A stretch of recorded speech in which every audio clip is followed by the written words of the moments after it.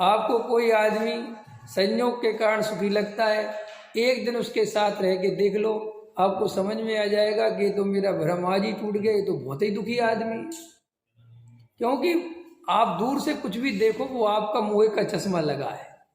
जैसे एक्सरा होता है ना, आपको पता है एक्सरा क्यों बनाया गया? सोचो, एक्सरा बना ना, एक्सरा सोनोग्राफी एक्सरा क्यों बनाया? कि भाई अंदर का देखना है कि नहीं, आदमी बाहर से तो बहुत बढ़िया दिखता है, इससे कुछ नहीं होता।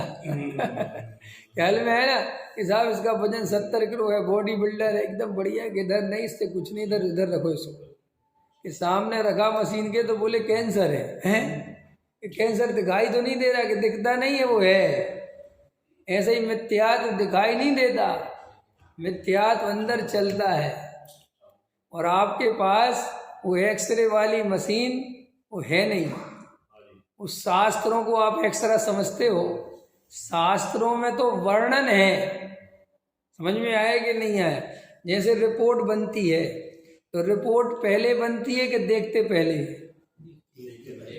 देखते पहले, रिपोर्ट बाद में बनाते हैं। ऐसा तो नहीं है दुनिया में कि रिपोर्ट पहले बना दें और मशीन में बाद में देखें। नहीं, पहले मशीन में देखो फिर रिपोर्ट बना दे कि इसके अंदर ये बीमारी है। ऐसे ही अपनी अंदर आत्मा में देखो और फिर रिपोर्ट तैयार करो। ये जितने भी शास्त्र हैं ये जीव की रिपोर्ट है, ख्याल में है ना? और ये रिपोर्ट जिनने लिखी है उनने देख के लिखी है, और आपने क्या किया? बिना ही देखे गाँव साहब यही रिपोर्ट है हमारी। ये तुम्हारी थोड़ी है, ये तुम्हारी नहीं है। वो जो चिंतन लिखा है, जो पूजा पढ़ रहे हो, जो कुछ पढ़ रहे हो, वो तुम्हारा कुछ नहीं है, उसमें उधार के हैं सब। वो ये मोक्ष मार्ग का सक आप पढ़ रहे हो, ये तो टोडामल जी का अपना चिंतन है। तुम अपना बताओ तुम्हारे अंदर क्या है? कि हमारे अंदर कोई चिंतन नहीं है, हमें तो रात और दिन संयोगों में सुख दिखता है। हमारा तो यही चिंतन है। और मंदिर में जाके घंटे 2 घंटे सुनते हैं कि संसार में सुख नहीं है, बस इतनी बात है, बाकी हमारा कोई चिंतन नहीं है। तो श्री गुरु कहते हैं तुम्हारी रिपोर्ट सही नहीं बन सकती, तुम्हें बात अंदर की ख्याल में नहीं है। तो देखो लोक में बाहर से देख, डॉक्टर कभी बाहर से नहीं देखते। कोई हट्टा कट्टा आदमी डॉक्टर के पास पहुंच जाए और कहे साहब मुझे देखना, मेरी तकलीफ, थोड़ा नहीं कहता तुम तो हट्टे कट्टे आदमी हो, क्या तकलीफ हो सकती? कि नहीं भैया, हट्टे कट्टे होने से क्या होता है, तकलीफ अंदर है। ऐसे ही हम बाहर में व्रतशील संयम आदि क्रियाकांड ओढ़ लेते हैं, दयादान पूजा भक्ति ओढ़ लेते हैं, ये बाहर की बनावटें हैं। और इनको ओढ़ के आप जगत को धार्मिक देखते हो। जैसे जो बॉडी बिल्डर होते हैं ना, तो जैसे बाहर से डोले सोले बना लेंगे और ऐसे चलेंगे और चलेंगे, और एक बोरा उठाने को कह दो नहीं समझ में, उठा चल, हमारे बस का नहीं, तो जिक्काई के लिए बना रखी, बस देखो इसको। समझ, वो बेचारा सिंगल हड्डी, समझ में आया? वो मजदूर, वो उस बोरे को एक नहीं 50 बोरे रोज लोड करता है और 50 बोरे रोज उतारता है, जबकि वो रोटी सूखी रूखी खाता है बेचारा। और वो बड़े बड़े डिब्बे पीते हैं, वो 10,000 का डिब्बा एक, 5,000 का डिब्बा एक, और पी रहे हैं काय के लिए? अंदर मजबूत होने के लिए नहीं, तुम्हें मजबूत दिखने के लिए। कोई भी पाउडर अंदर से मजबूत नहीं करता, ख्याल में है ना? और अब तो ये तक कहते हैं सब वैज्ञानिक डॉक्टर, जो भी बोलना बोलो, साइंस भी ये कहता है बाहर से जो कुछ भी आप ये पाउडर ये जो विटामिन बाजार में मिल रहे हैं, और इनके द्वारा जो आप शक्ति प्राप्त करते हो, ये शरीर को अत्यंत क्षति पहुंचाते हैं और पूरे शरीर की नाश कर देते हैं। इसलिए जो बॉडी बिल्डर वगैरह होते हैं, ये बाद में बहुत इनका शरीर खराब हो जाता है, अच्छा नहीं होता शरीर, क्योंकि शरीर को खींचते हैं ना अंदर से।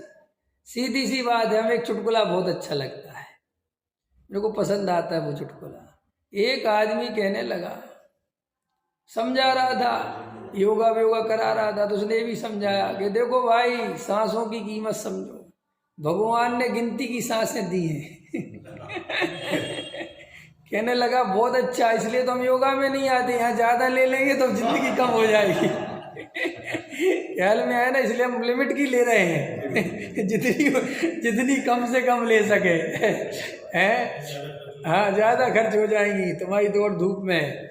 देखो भैया, शांति से बैठ के समझो, साक्षी भूत होना ऐसे नहीं है हम ऐसे ज्ञाता दृष्टा हो जाएंगे, ये उपाय नहीं है ज्ञाता दृष्टा होने। आप आंख बंद करके बैठ जाओगे और आपको राग देश होना बंद हो जाएंगे, या भगवान की प्रतिमा के सामने बैठ जाओगे और राग देश होना बंद हो जाएंगे, बिल्कुल भ्रम मत पालना।